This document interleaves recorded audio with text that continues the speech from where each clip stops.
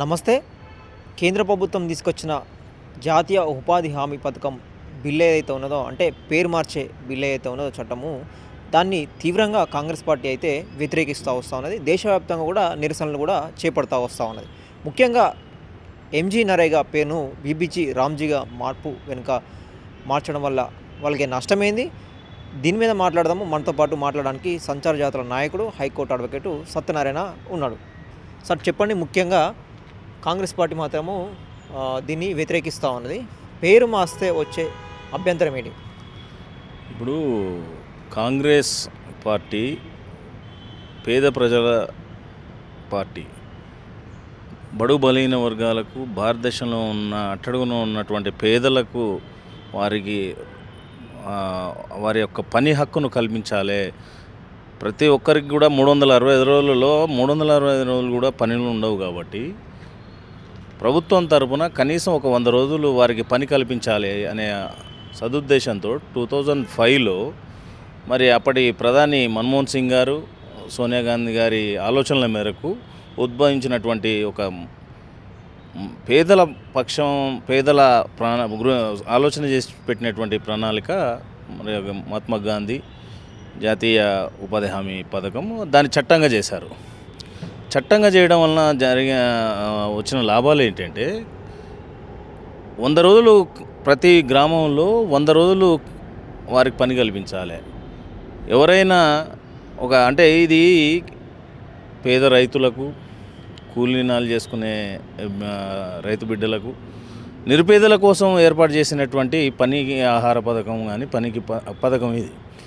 ఈ పథకం కింద మీరు గ్రామాలలో ఒక 15 రోజుల ముందు మీరు అయ్యా మాకు పని కావాలని చెప్పి దరఖాస్తు పెట్టుకున్నట్టయితే 15 రోజులప్పుడు ఆ గ్రామ సెక్రటరీ వారు వీరికి పని కల్పించాల్సిన బాధ్యత వారి మీద ఉంటుంది. అంటే పనిని నాకు వర్క్ ఇవ్వాలి మీరు అని చెప్పి అడిగే హక్కు మరి మహాత్మా గాంధీ ఎన్జిఆర్ఏలో ఉండింది.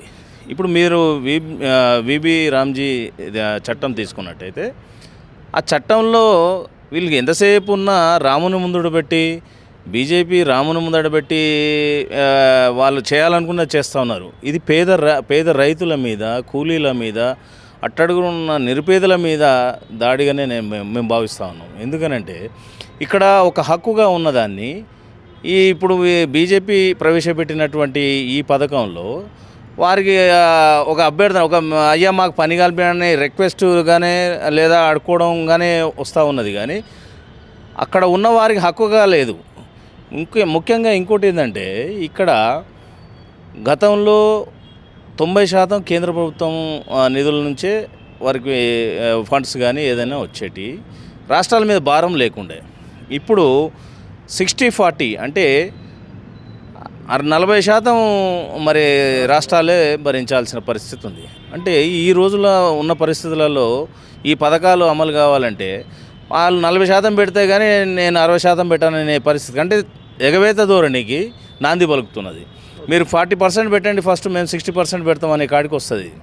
ఇంకోటి కూడా ఏంటంటే, ఇక్కడ మనం గమనించినట్లయితే రాష్ట్రాల మీద పెనుభారంగా మారబోతూ ఉన్నది. ముఖ్యంగా నేను ఒకటి క్వశ్చన్ అడగదలుచుకునేది ఏంటంటే, మీరు పథకాలు సరే మార్పులు చేర్పులు చేస్తే అందరి ఆమోదంతో చేయాలి.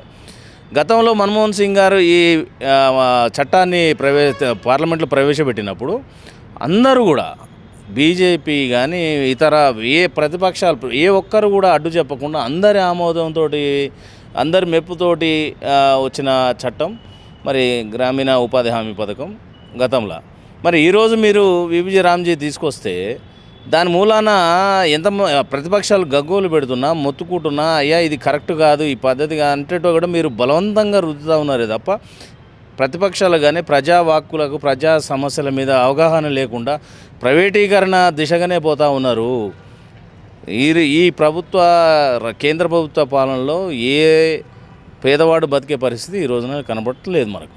ముఖ్యంగా నేను ఒకటే అడగదలుచుకుంది ఏంటంటే, మీరు ఈ పేర్లు మార్చడం ద్వారా గాంధీజీ గారి పేరు తీసేస్తే ఏమైనా పేదలకు ఏమైనా మేలు జరుగుతుందా? మీరు తీసేసినంత మాత్రాన ఏం చేస్తూ ఉన్నారు అని అడుగుతాను. గాంధీజీ గారిని మీరు పేర్లు తీయొచ్చు కానీ ప్రజల గుండెల నుంచి తీసేయలేరు. నేను ఒకటి క్లారిటీగా మీకు చెప్పదలుచుకుంది ఏంటంటే, భారతదేశంలో కాదు, ప్రపంచంలో 70 దేశాలలో ఆయనను విగ్రహాలు పెట్టుకొని పూజిస్తూ ఉన్న క్రమం. అంటే ఆయన భారతదేశానికి ఒక్కరే కాదు, ప్రపంచానికి శాంతి సందేశం ఇచ్చినటువంటి గొప్ప మహనీయుడు, మహాత్ముడు. ఆయనను కనీసం పేరు లేకుండా, ఏ పార్టీకి సంబంధం లేని వ్యక్తి, చివరి నిమిషం వరకు కూడా ఆయన చనిపోయే క్షణంలో కూడా హే రామ్ అని, అంత గొప్ప రామభక్తుడు, రామరాజ్యం కోరుకున్న వ్యక్తి, ఆయన పేరు తీయడం అంటే నిజంగా కూడా మీరు రామభక్తులకు అవమానపరిచినట్టు కాదా అని నేను అడుగుతా ఉన్నా. అంటే ముఖ్యంగా దీంట్లో ఇప్పుడు మీరన్నట్టు 40% రాష్ట్రం భరించాలని, 60% కేంద్రం ఇస్తుంది. అంటే దీంట్లో పన్ను ఏదైతే వీళ్ళు ఇవ్వాల్సిన నిధులు ఏవైతే ఉన్నాయో తగ్గించే కుట్ర అనుకోవచ్చా, లేదంటే నిజంగానే వీళ్ళు చిత్తశుద్ధితోని 120 రోజులు పని కల్పిస్తారా? ఎట్లా అంటే కొంతమంది వ్యతిరేకిస్తూ ఉన్నారు దీని మీద. దీంట్లో ఇంకొకటి ఏంటంటే డిజిటలైజేషన్ కూడా, అంటే వ్యయానికును పని చేసేదానికి మ్యాచ్ అవ్వట్లే అని చెప్పేసి కూడా దీంట్లో ఉన్నది. మీరు గతంలో చూసుకుంటే 90% కేంద్ర ప్రభుత్వం భరించాలి. ఈవెన్ పనిముట్లకు కూడా నిధులు కేంద్ర ప్రభుత్వం ఇచ్చేది. పనిముట్లకు పారలే కానీ, గడ్డపారలే కానీ, తట్టలే కానీ, ఇవన్నీ కూడా కేంద్ర ప్రభుత్వం భరించేది. ఈ రోజున మీరు సమతుల్యం లేకుండా కొన్ని రాష్ట్రాల్లో 40%, కొన్ని రాష్ట్రాలు 90% భరించాలని చెప్పి కొన్ని తీసుకొస్తా ఉన్నారు. నేను ఈరోజు బీజేపీ పాలిత ప్రాంత సీఎంలను కూడా అడుగుతా ఉన్నా, ఇది మీకు భారంగా అనిపిస్తలేదా? మన పక్కనున్న మేధావి అని చెప్పుకునే చంద్రబాబు నాయుడు గారిని కూడా నేను అడుగుతా ఉన్నది ఏంటంటే, మీరు ఇంత సపోర్ట్ చేస్తూ ఉన్నారు, ఇది అన్యాయం అనిపిస్తలేదా మీకు? చంద్రబాబు గారు మీకు ఎంతవరకు ఇది న్యాయం? పేదల పక్షాన ఉండాల్సిన మీరు ఈ రోజున బీజేపీకి వంతపాడుతూ ఉన్నారు. వారి చేసేది తప్పని చెప్పే పరిస్థితి లేదా మీకు అని నేను అడుగుతా ఉన్నా. ఇంకోటి ఏంటంటే, నిధుల వ్యవహారానికి వచ్చేసరికి ఎక్కడికక్కడ నిధులు అనేది వీళ్ళు రాను రాష్ట్రాలను ప్రాతినిధ్యం తగ్గిస్తూ ఉన్నారు. ఇప్పుడు కొన్ని అంశాలు ఎలా ఉంటాయంటే, సంయుక్తంగా చేయాల్సిన పథకాలు ఉంటాయి, కొన్ని రాష్ట్రాలు చేయాల్సిన పథకాలు ఉంటాయి, కొన్ని కేంద్రాలు. ఇప్పుడు ఏదైతే మనం జాతీయ ఉపాధి హామీ పథకం చట్టం ఉన్నదో దాని ప్రకారంగా 90% కేంద్రం భరించాలి. అది పక్కన పెట్టేసి ఈరోజు 60% మేము చేస్తాం, 40% మీరు అనేసరికి ఎటుపోతూ ఉన్నది. ఇప్పుడు రాష్ట్రాల మీద భారమే కదా ఇప్పుడు ఉన్న పరిస్థితులలో. అది కావాలని ఎగ్గొట్టే. ఇప్పుడు ఏమైనా ప్రభుత్వాల మీద భారాలు పెంచాలి, ప్రైవేటీకరణ దిశగా తీసుకుపోవాలి, పేదవానిగానే ఉంచాలనేది. గతంలో ఎండాకాలం వస్తే మరి మనకు పనులు లేని పక్షంలో కనీసం ఉపాధి హామీ పథకం కిందనైనా కొంత వాళ్ళు పనులు చేసుకున్నవారు కొంత ₹4 ఉండేది. వలసలు ఆగిపోయినాయి. ఈ రోజున మళ్ళీ వలసలు పోయే పరిస్థితి ఏర్పడ్డదనే దానికి ఇదే నిదర్శనం. ప్రధానంగా గాడ్సే పేరులాగా ఉందని చెప్పేసి కొంతమంది అంటూ ఉన్నారు, మీరేం చెప్తారు? ఇక చెప్పేదేం లేదు, అందరికి తెలిసిన విషయమే. నాతూ రామ్ గాడ్సే, రామ్ గాడ్సే అంటే రామ్ జీ. అయితే గాంధీ గారు అంటే నిజంగా కూడా ఆశ్చర్యమైన విషయం ఏంటంటే, అది తెలివి ఉన్నవాళ్ళ లేని వాళ్ళ నాకు అర్థం కావట్లే. కానీ కొన్ని రోజులేమో ఇందిరాగాంధీ గారి మీద ఆరోపణలు చేసి అది చేసినారు. మళ్ళీ కొంతకాలంగా నెహ్రూ గారి మీద, ఇక అయిపోయింది. ఇప్పుడు మళ్ళీ జాతిపిత అయినటువంటి గాంధీ గారి మీద పడ్డారు. వీళ్ళకి ఎంతసేపు ఉన్న వాళ్ళని వీళ్ళని తిట్టడమే కానీ ప్రజాపాలన మీద కానీ, ప్రజలకు సంక్షేమం చేద్దాము, భారతదేశంలో ఉన్న పేదవాళ్ళ గురించి ఆలోచన చేసే పరిస్థితి లేదు.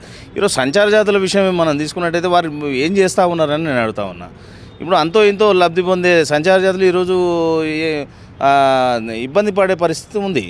సో ఇవన్నీ కూడా కేంద్రం కేవలము వాళ్ళ రామ్జీ అని పెట్టి, అది దేవుని పేరా లేకపోతే గాడ్సే పేరా అనేది కన్ఫ్యూజన్ చేసి దాన్ని శ్రీరాముని ముందడబెట్టి రాజకీయం చేయడం అనేది ఇంకా వాళ్ళు మర్చిపోతలేరు. 3 పర్యాయాలు అయ్యారు. ఇప్పటికైనా ప్రజల సంక్షేమం గురించి ఆలోచించేది వదిలిపెట్టి, మరి రామభక్తుడు, నిజమైన రామభక్తుడు గాంధీ గారు, నేను ఇప్పుడు దాకా చెప్పినట్టు వారు చివరి నిమిషం వరకు, చివరి క్షణం చనిపోయే ముందు కూడా హే రామ్ అని చనిపోయాడు. కానీ ఎందుకు చంపినవరా అనలే.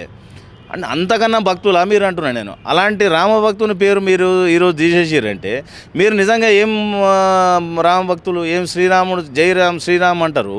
మరి ఆ రామభక్తుని పేరు తీయడం ఎంతవరకు కరెక్ట్? అది అంటే కేవలం మీరు గాంధీ గారి మీద ఉన్న ద్వేషాన్ని మరొకసారి బయట పెడతా ఉన్నారు. కానీ గాంధీ గారి పేరు తీసేసినంత మాత్రాన ప్రజల గుండెల నుంచి తీసేయలేరు, ప్రజల గుండెలను భారతదేశంలో కాదు ప్రపంచం నుంచి కూడా ఆయన పేరు మీరు తొలగించలేరు.